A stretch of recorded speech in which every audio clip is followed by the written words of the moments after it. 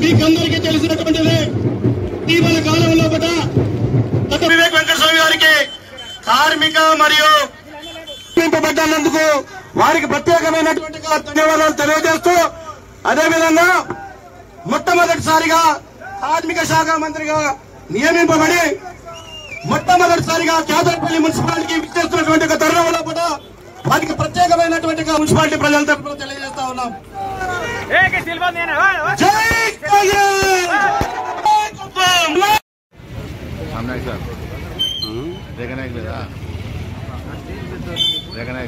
మనం పెట్టిందాన్ని ఇట్లా ఏం కనబడదు.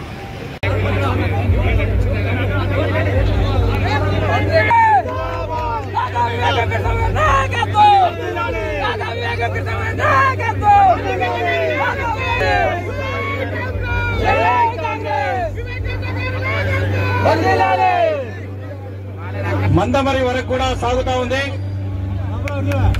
ఖాతా కుటుంబం ఈ ప్రాంతానికి చేసినటువంటి సేవలు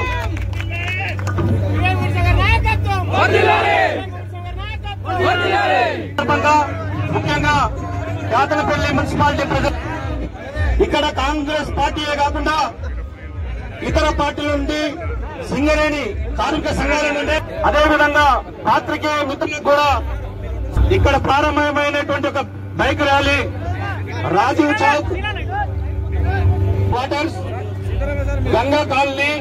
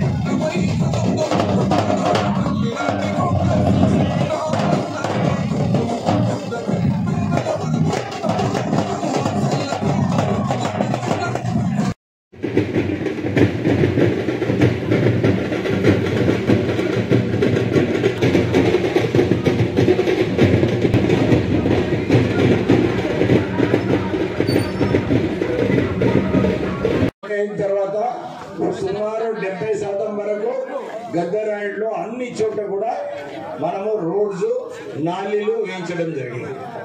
తర్వాత మంచినీటి కరువు ఉందన్నారు. 40 కోట్ల రూపాయలు అమృత్ స్కీమ్ ద్వారా 40 కోట్ల రూపాయలతో మన ఇంటింటికి నల్ల ఆల్రెడీ పని స్టార్ట్ అయింది. ఇంకొక సంవత్సరంలో ఈ పని కూడా పూర్తిగా అయిపోతుంది. మనందరికీ ఇంటింటికి నల్ల కనెక్షన్ అమృత్ స్కీమ్ ద్వారా మీ అందరికీ లభిస్తుంది. మీకు అందరికీ తెలుసు, ప్రజాపాలన కాంగ్రెస్ ప్రభుత్వం వచ్చిన తర్వాత మనందరికీ మనకు దాని తర్వాత రాజీవ్ ఆరోగ్యశ్రీ స్కీమ్ కింద వారికి 10 లక్షల రూపాయలు ట్రీట్మెంట్ ఫ్రీ. మన సన్న బియ్యం ఇప్పుడు ఇస్తున్నారు, అది ఫ్రీ.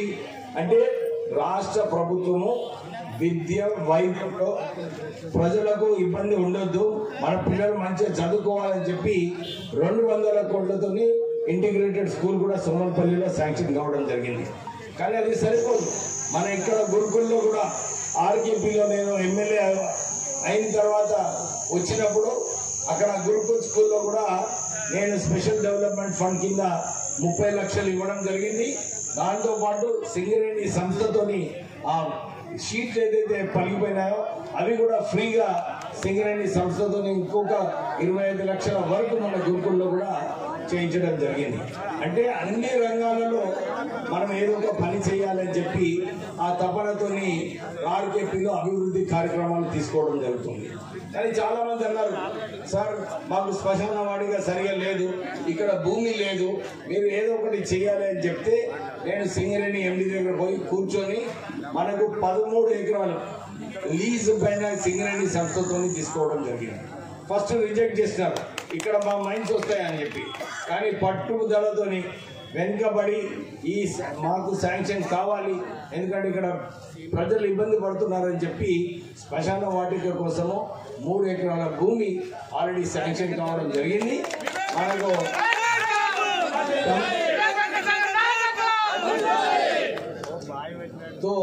మనకు ఏదైతే చాలా మంది ఇప్పుడే వచ్చేటప్పుడు కొందరు మహిళలు అడిగింది అక్కడ, సార్ మా పట్టాలు ఏమైనాయి, జియో నంబర్ 76 హోల్డ్లో ఉంది, మీరు కొద్దిగా చొరవ తీసుకోమని చెప్పి అక్కడ మహిళలు అడగడం జరిగింది.